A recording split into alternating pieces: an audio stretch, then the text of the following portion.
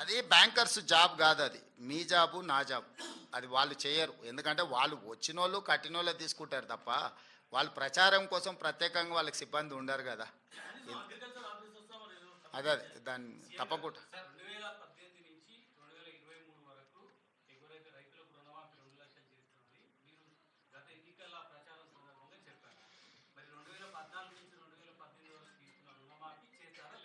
లేదు, స్పష్టంగా చెప్పినాం కదా, కట్ ఆఫ్ డేట్ కూడా ఇచ్చినాం, మీకు ఎలాంటి అనుమానాలు అక్కర్లేదు. 12/12/2018 తర్వాత 9/12/2023 కంటే ముందు ఈ 5 సంవత్సరాల కాలంలో ఉన్న రుణాలను మా ప్రభుత్వము 2 లక్షల రూపాయల వరకు మాఫీ చేస్తామని మేము స్పష్టంగా ఎలా చెప్పినాము. దాని మీదనే జీవో ఇచ్చినాం. ఇచ్చిన జీవోకు చెప్పిన మాటకు ప్రభుత్వం కట్టుబడి ఉంది.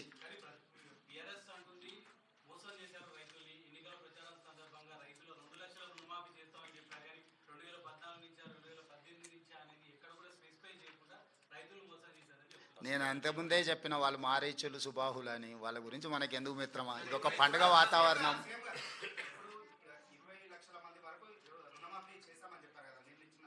25 లక్షలు, మళ్ళీ సరిగ్గా నెంబర్ చెప్పాలంటే మళ్ళీసారి చెప్తా.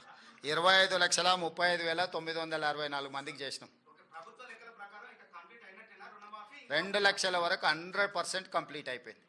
2 లక్షల రూపాయల వరకు బ్యాంకుల్లో 12/12/2018 నుంచి 9/12/2023 మధ్యకాలంలో 2 లక్షల రూపాయల రుణమాఫీ తీసుకున్న వాళ్ళు సంపూర్ణంగా పూర్తి అయిపోయినరు. మా దగ్గర ఉన్న సమాచారం ప్రకారం 100% రుణమాఫీ చేసినాము.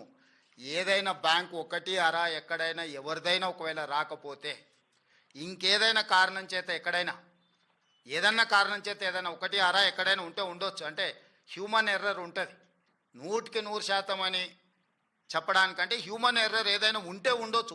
ఇంతవరకు నా దృష్టికి రాలే. ఏదైనా ఉన్నది ప్రభుత్వం దృష్టికి వస్తే ప్రభుత్వానికి బేసిజాలు లేవు.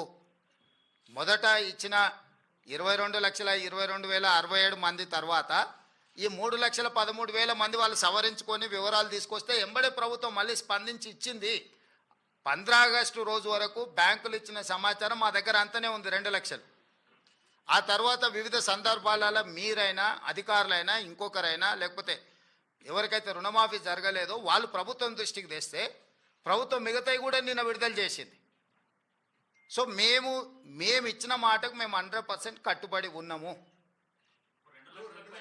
శ్రీనివాస్ రెడ్డి గారు,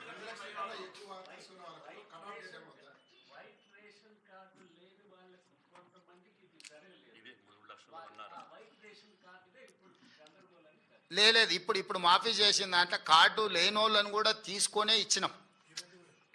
ఇప్పుడు ఈ రోజు ఇచ్చిన 3,13,897 మంది ఉన్నారు కదా, కార్డులు లేవనో లేకపోతే ఇతర కారణాల చేత ఏదైతే బ్యాంకర్సో లేకపోతే అధికారులు ఏదైనా వాయిదాలు పెట్టుకుంటూ వచ్చారో వాళ్ళందరినీ కూడా పరిగణలోకి తీసుకొని ఇచ్చినాము. ఎలాంటి గందరగోళం లేదు. రేషన్ కార్డు లేనంత మాత్రాన రుణమాఫీ జరగదు అనేది తప్పు. భూమి ఉండాలి, భూమి మీద అప్పు ఉండాలి, అప్పు ఈ సమయంలో ఉండాలి. ఇందులో ఉన్న వాళ్ళందరికీ జరిగింది.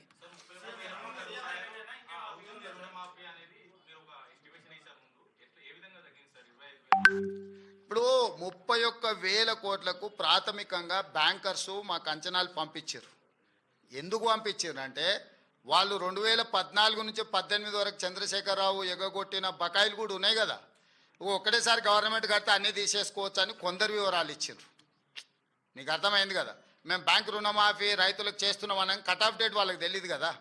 మీ దగ్గర ఎవరెవరు ఖాతాలు ఉన్నాయో ఎన్ని బాకీలు ఉన్నాయో చెప్పండి అనగానే బ్యాంక్ వాళ్ళు ఇవే కాదు లాంగ్ టర్మ్ లోన్స్ కూడా అందులో కలిపి రాసి ఇచ్చారు. అంటే లాంగ్ టర్మ్ లోన్ అంటే వ్యవసాయ భూమి పెట్టి పోల్ట్రీ ఫామ్కు తెచ్చుకొని ఉంటారు, లేకపోతే ఇతర వ్యాపారానికి తెచ్చుకొని ఉంటారు. రకరకాల కారణాల చేత లాంగ్ టర్మ్ లోన్లు తెచ్చుకునేవి కూడా వాళ్ళ బ్యాంకులోనే అన్నిటినీ ప్రాథమిక అంచనాలు పంపించారు. తర్వాత మైన్యూట్ గైడ్ లైన్స్ ఇచ్చి ఈ ఫ్రేమ్లో ఉండి మీరు ఇచ్చే ఏవైతే వివరాలు ఉన్నాయో సంతకం పెట్టి ఇవ్వమని చెప్పినాం బ్యాంకర్స్కి. తప్పుడు సమాచారం ఇస్తే మేము చూసి ఉంటారు కదా, తప్పుడు క్లెయిమ్స్ చేసినా తప్పుడు సమాచారం ఇచ్చినా చట్ట ప్రకారం శిక్షిస్తామని చెప్పి ఇచ్చిన జీవోలు పొందుపరచడం జరిగింది. దాంతో పూర్తిగా ప్యూరిఫై చేసి రికార్డులను అన్నిటిని కూడా వాళ్ళు ఒక్కటికి 2 సార్లు పరిశీలించుకొని మాకు వివరాలు ఇవ్వడం జరిగింది. శ్రీనివాస్ గారు, శ్రీనివాస్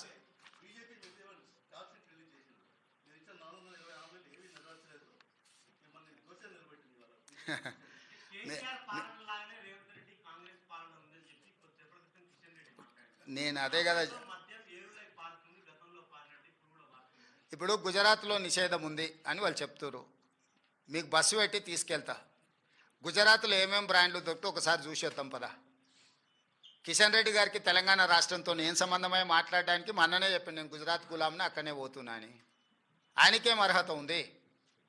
వారికి ఒక్కటే నా సూచన, 2014, 2019, 2023 3 ఎన్నికలలో నరేంద్ర మోడీ గారు ఇచ్చిన హామీలు మేనిఫెస్టో కాపీలు తీసుకొని మా మంత్రులు వస్తారు. వాళ్ళ తరఫున ఎవరు వస్తారో 11 సంవత్సరాల మోడీ గారి హామీలు, 10 నెలల్లో మా హామీల మీద ప్రత్యేకంగా చర్చ పెట్టుకుందాం. మాకు ఎలాంటి ఇబ్బంది లేదు. అందుకే నేను మంత్రులను పంపిస్తా అన్నా. ప్రధానమంత్రి నరేంద్ర మోడీ ట్వీట్ చేసిండు స్వయంగా, కాంగ్రెస్ పాలన వైఫల్యం చెందింది, తెలంగాణలో సంవత్సరంలోనే తేలిపోయింది, ఇదంతా బీజేపీ వైపు నేనేమంటున్నానంటే, ఎవరికైనా వాళ్ళ పిల్లలు కాకి పిల్ల కాకి ముద్ద అని చెప్పారు పెద్దోళ్ళు, అవునా? సో కాకి పిల్ల ముద్ద అన్నట్టు వాళ్ళందరూ బీజేపీ వాళ్ళు పోయి కలిసినప్పుడు ఆయన మీరు ఎందుకు వణికిరారు, మీరు అనా పైసకు చెల్లరు, నెత్తి మీద రూపాయి పెడితే ఏకాన కూడా మీరు చెల్లరని మొహం మీద అనలేడు కదా మోడీ. ఏం రాంబాబు, అవన్నీ అసెంబ్లీలో చర్చిస్తామని చెప్పిన సోదరు, ఏం ఆవేశపడకు. కట్ ఆఫ్ డేట్ ఇక్కడ, ఆ డేట్లలో ఉన్నోళ్ళు ఎవరు ఏది ఉంటే ఆ డేటు అట్లాగా. ఇప్పుడు ఏమున్నాయో టోటల్గా ఇచ్చేసినాం తిరుపతి. ఎవరైనా నీ దగ్గర ఏమైనా వివరాలు ఉంటే తీసుకొని రా. మీడియా మిత్రులకు నమస్కారం. నిన్న పాలమూరు జిల్లాలో జరిగిన రైతు పండగ, వేలాది మంది రైతులు హాజరై సంవత్సర కాంగ్రెస్ పార్టీ పరిపాలన, ప్రజల కోసం ప్రభుత్వం తీసుకున్న నిర్ణయాలను అభినందిస్తూ వారిచ్చిన ఆశీర్వాదము మా ప్రభుత్వానికి ఒక గొప్ప శక్తిగా, భవిష్యత్తులో ప్రభుత్వాన్ని ముందుకు నడపడానికి అవసరమైన ఇంధనం మాకు వచ్చినట్టుగా మేము భావించి, ఏ జిల్లా అయితే నిండు మనసుతో ఈ ప్రభుత్వాన్ని ఆశీర్వదించిందో, సంవత్సరం తర్వాత కూడా అంతే ఉత్సాహంతో ఈ రైతు పండుగలో పాల్గొన్న రైతాంగాన్ని మొత్తానికి, అదేవిధంగా రాష్ట్రంలో దాదాపుగా 568 రైతు వేదికలలో లక్షలాది మంది రైతులు ప్రత్యక్షంగా ఈ రైతు పండుగలో పాల్గొన్నందుకు వారందరికీ మనస్ఫూర్తిగా కృతజ్ఞతలు. వారి ఆశీర్వాదము, వారి సంపూర్ణ మద్దతుతో ఈ ప్రభుత్వం ఇంకా 9 సంవత్సరాలు ఎన్నో విజయాలను సాధిస్తుందని నాకు సంపూర్ణమైన విశ్వాసం కలిగింది. మీడియా మిత్రులు కూడా నిన్నటి కార్యక్రమాన్ని ప్రజలకు చేరవేయడం ద్వారా ఒక మంచి కార్యక్రమం చేపట్టినందుకు వారిని కూడా అభినందిస్తున్నా. ముఖ్యంగా కొన్ని వాస్తవాలను మనం చర్చించుకొని